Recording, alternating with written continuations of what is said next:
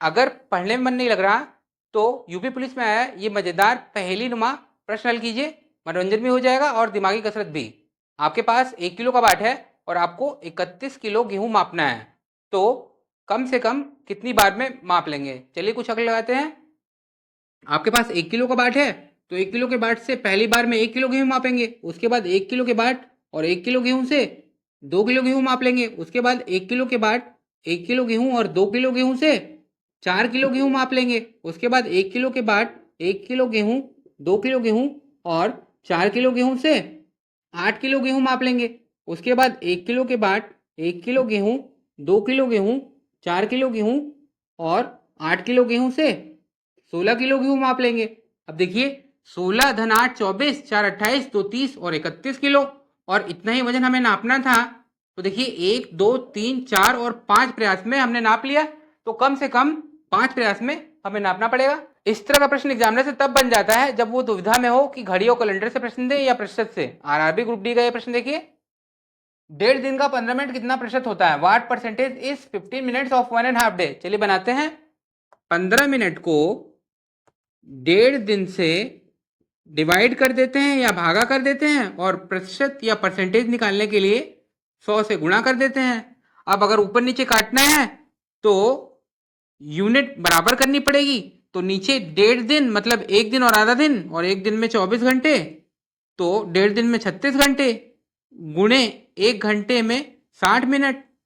अब देखिए ऊपर और नीचे यूनिट बराबर हो गई है, तो 15 चौके 60 और 4 से 100 25 बार में।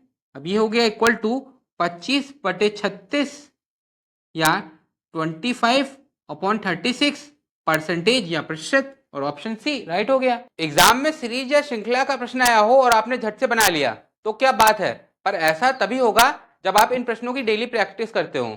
यूपीएससी सी सेट का ये प्रश्न देखिए, what is the value of x in the sequence 20 10 10 15 30 75 and x? 20 10 10 15 30 75 और एक्स में एक्स का मान क्या है? गौर कीजिए तो 20 का आधा या 1/2 10 है, इसके बाद 10 का 1 गुना या 1 टाइम्स फिर 10 है, उसके बाद 10 का 1.5 गुना या 1.5 टाइम्स 15 है, फिर 15 का 2 गुना या 2 टाइम्स 30 है, उसके बाद 30 का 2.5 गुना या 2.5 टाइम्स 75 या 75 है, तो x 3 गुना हो जाएगा या 3 टाइम्स हो जाएगा, तो x बराबर 75 इंटू 3 या 75 गुणे 3 225 या 225, और ऑप्शन नंबर डी इसका राइट आंसर होगा। गणित में छोटे छोटे कंसेप्ट ही प्रश्नों पर आपकी मजबूत पकड़ बनाते हैं। जैसे किसी भी रियल नंबर या वास्तविक संख्या का स्क्वायर या वर्ग करने पर हमेशा पॉजिटिव नंबर या धनात्मक संख्या ही प्राप्त होती है। इसी पे एसएससी सीपीयू का प्रश्न है, इफ a माइनस 18 का whole square plus b minus 12 का whole square plus c minus 6 का होल स्क्वायर इक्वल टू 0 है, तो a plus b plus c का होल पावर 1/2 का मान पूछ रहा है। गौर कीजिए तो a माइनस 18 का होल स्क्वायर ये पॉजिटिव नंबर या धनात्मक संख्या है, इसी तरह b माइनस 12 का होल स्क्वायर ये भी पॉजिटिव नंबर या धनात्मक संख्या है, इसी तरह c माइनस 6 का होल स्क्वायर ये भी पॉजिटिव नंबर या धनात्मक संख्या है, पर इन तीनों का सम या योग 0 है। ये तो तभी पॉसिबल है ना जब ये तीनों के तीनों 0 हो। इसका मतलब a माइनस 18 ये 0 होगी, b माइनस 12 ये भी 0 होगी, और c माइनस 6 ये भी 0 होगी। इसका मतलब a बराबर 18 या 18, b बराबर 12 या 12 और c बराबर 6 या 6 होगा। अब a प्लस बी प्लस सी की होल पावर 1/2 का मान पूछा है, तो पहले a प्लस बी प्लस सी जोड़ लेते हैं, 18 12 30 36 या 36। अब a प्लस बी प्लस सी का होल पावर 1/2 36 का होल पावर 1/2 हो जाएगा, जो कि 6 या 6 होगा, और ऑप्शन नंबर बी इसका राइट आंसर होगा। गणित में अगर आप शानदार सवालों को शानदार तरीके से बनाना सीख गए हैं तो समझिए आप सफलता के बहुत करीब है। आरआरबी एनटीपीसी का ये प्रश्न देखिए, वह बड़ी से बड़ी संख्या द लार्जेस्ट नंबर ज्ञात कीजिए जिससे 155 और 307 155 एंड 307 डिवाइड करने पर या विभाजित करने पर क्रमशः 5 और 7 5 एंड 7 रिमाइंडर बचता हो या शेष बचता हो। ऐसे सवालों में सबसे पहले दी गई संख्याओं से रिमाइंडर या शेष को घटा देते हैं या सब्ट्रैक्ट कर देते हैं। जैसे 155 को उस संख्या से डिवाइड करने पर या भाग करने पर 5 रिमाइंडर या शेष बच रहा है, तो 155 से 5 घटा दीजिए तो 150 बचेगा। इसी तरीके से 307 को उस संख्या से डिवाइड करने पर या भाग करने पर 7 रिमाइंडर या शेष बच रहा है, तो 307 से 7 घटा दीजिए तो 300 बचेगा। अब वो संख्या 150 को भी डिवाइड करेगी और 300 को भी डिवाइड करेगी या विभाजित करेगी, मगर हमें बड़ी से बड़ी संख्या चाहिए, तो वो इन दोनों का एचसीएफ या महत्तम समापवर्तक होगा, और इन दोनों का महत्तम समापवर्तक या हाईएस्ट कॉमन फैक्टर 150 होगा।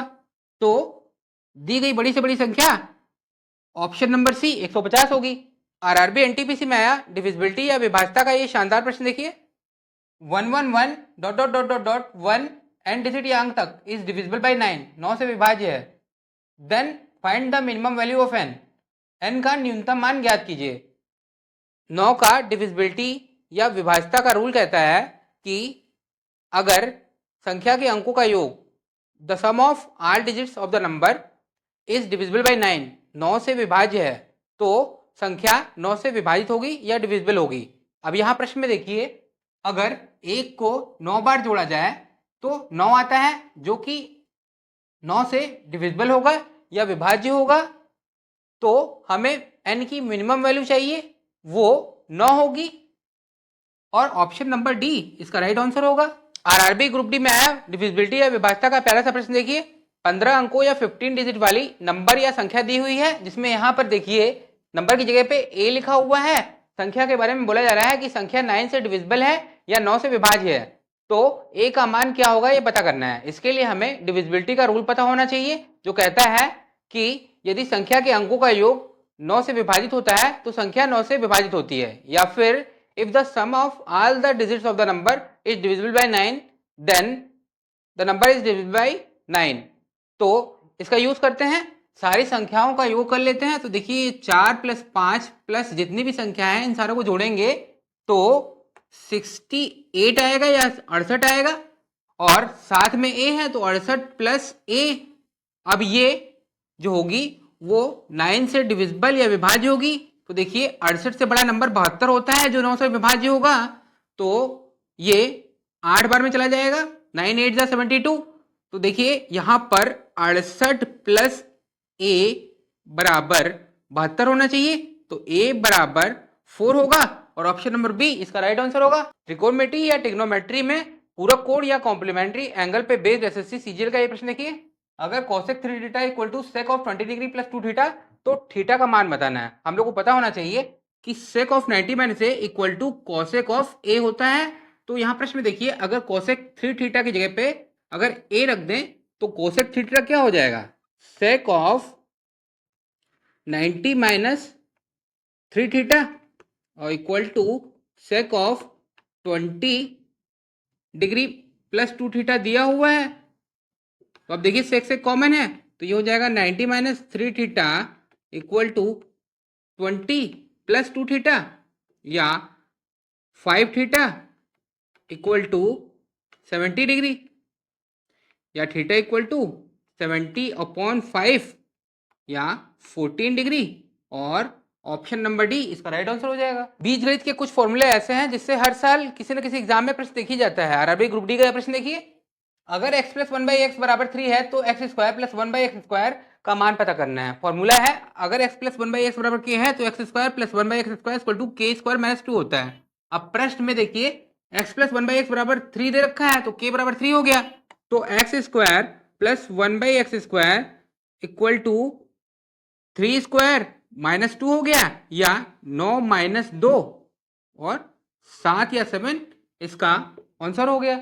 आरआरबी आरपीएफ कांस्टेबल में आया परसेंटेज या प्रतिशत का सवाल देखिए, if 90% of y is x then what percentage of x is y। यदि y का 90% x है तब x का कितना प्रतिशत y होगा। देखिए कितना आसान है, y का 90% मतलब y गुणे 90/100 या y इंटू 90/100 बराबर x दिया है, तो इससे y/x इक्वल टू 100/90, या 0 से 0 काट दिए तो 10/9 या 10/9, और इसको हम लोग लिख सकते हैं 1.1111। अब इसके बाद x का कितना प्रतिशत y पूछ रहा है, तो x इंटू मान लीजिए P प्रतिशत है, T अपॉन 100 बराबर Y हो जाएगा। तो इससे P equal to Y upon X into 100। अब Y अपॉन X का मान 1.11 है, तो ये हो गया 1.1111 इंटू 100 या 111.11। तो ये 111.11। तो ऑप्शन नंबर बी इसका राइट आंसर हो जाएगा।